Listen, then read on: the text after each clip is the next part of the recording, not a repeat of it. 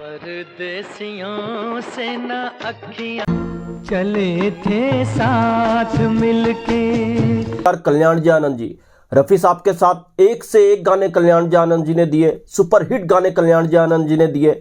मगर एक वक्त ऐसा भी आया था जब कल्याण जी आनंद जी रफी साहब से हो गए थे नाराज, वो भी शंकर जयकिशन साहब के कारण। नाराजगी यहां तक बढ़ गई थी कल्याण जी आनंद जी की रफी साहब से कि कल्याण जी आनंद जी ने रफी साहब से किनारा करना शुरू कर दिया था, यानी गवाना भी छोड़ दिया था रफी साहब को अपने म्यूजिक डायरेक्शन में। क्या था पूरा किस्सा? कल्याण जी आनंद जी क्यों शंकर जयकिशन साहब के कारण, किस बात के कारण रफी साहब से नाराज हुए थे, आज इस बात को समझेंगे। दोस्तों, चैनल पे नए तो चैनल को सब्सक्राइब कर लीजिएगा, बेल आइकन भी प्रेस कर लीजिएगा ताकि नोटिफिकेशन आप तक पहुंचती रहे।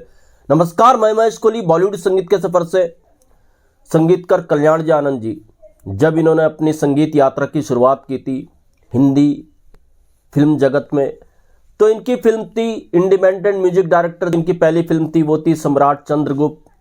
तो इस वक्त पे कल्याण जी आनंद जी रफी साहब की तरफ ज्यादा झुके हुए थे, इनका झुकाव रफी साहब की तरफ ही था। कल्याण जी आनंद जी का एक ऐसा भी दौर था जिस दौर में ये संगीतकार बने थे, तो उस दौर में बोलबाला था शंकर जयकिशन साहब का।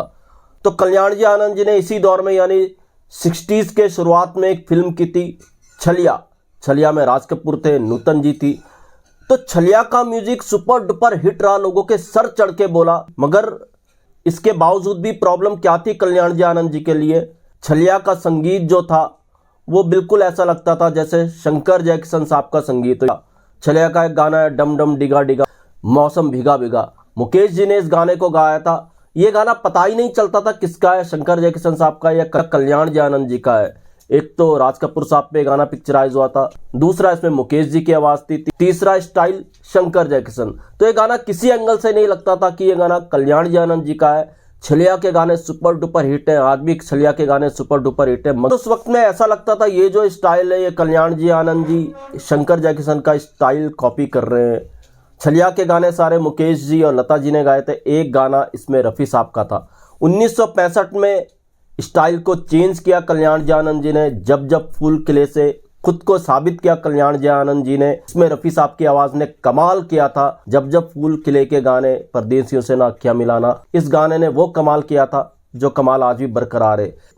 इसी दौरान एक और फिल्म आई थी हिमालय की गोद में, हिमालय की गोद और जब जब फूल खिले के सुपर डुपर हिट म्यूजिक होने के कारण कल्याण जी आनंद जी स्थापित हो गए। मगर तब भी ये रफी साहब के मुरीद थे, इनका झुकाव जो था रफी साहब की तरफ ही था। तो कैसे शंकर जयकिशन साहब के कारण फिर प्रॉब्लम्स खड़ी होना शुरू हो गई।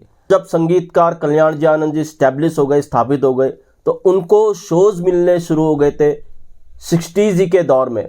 और यही वो दशक था जब रफी साहब काफी बिजी चल रहे थे शोज को लेकर, और ये शोज वो कर रहे थे शंकर जयकिशन साहब के साथ।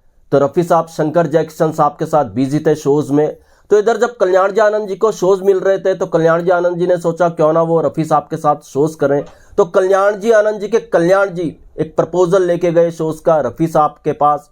कल्याण जी ने रफी साहब को बताया कि वो शोज करना चाहते हैं उनको लेकर के। तो रफी साहब यहाँ पर मजबूर थे। रफी साहब के जो शोज थे वो शंकर जयकिशन साहब के साथ बुक थे।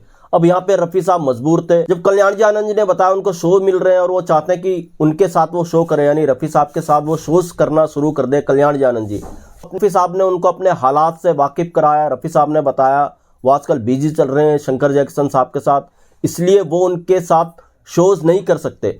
तो रफी साहब ने कल्याण जी को कहा कि देखिए आप एक काम कीजिए कि आप लता जी से बात कीजिए। तो यहाँ पे कल्याण जी ने रफी साहब को कहा, अरे रफी साहब आप तो हमारे लिए गाते हैं।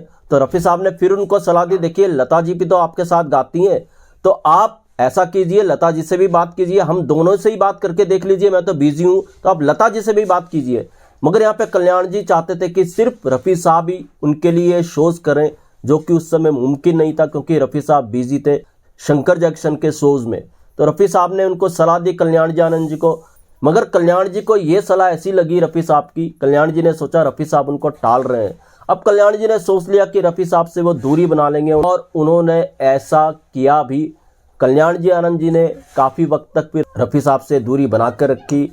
कुछ फिल्मों में रफी साहब को नहीं गवाया, मगर धीरे धीरे जब कल्याण जी आनंद जी को एहसास होने लगा कि वो गलत है, रफी साहब के बिना काम नहीं चल सकता, तो 70 के दशक में भी जब कल्याण जी फाइट से भरपूर जो फिल्म होती थी, एक्शन से भरपूर जो फिल्म होती थी, उसमें संगीत दे रहे थे, तो कल्याण जी आनंद जी रफ़ी साहब से गंवाना नहीं भूले। 70 के दशक में भी कल्याण जी आनंद जी ने रफ़ी साहब के साथ एक से एक सुपर हिट गीत दिए।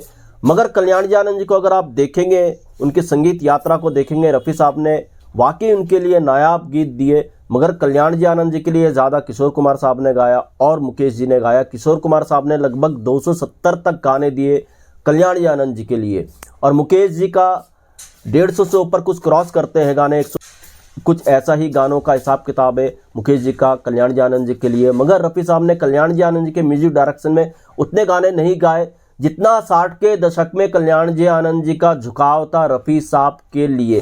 तो दोस्तों, ऐसे भी नायाब किस्से हुए हैं, ऐसे किस्से मैं आपके लिए लेकर के आता रहूँगा। महेश कोहली को दीजिएगा इजाज़त। Good bye, good luck and take care.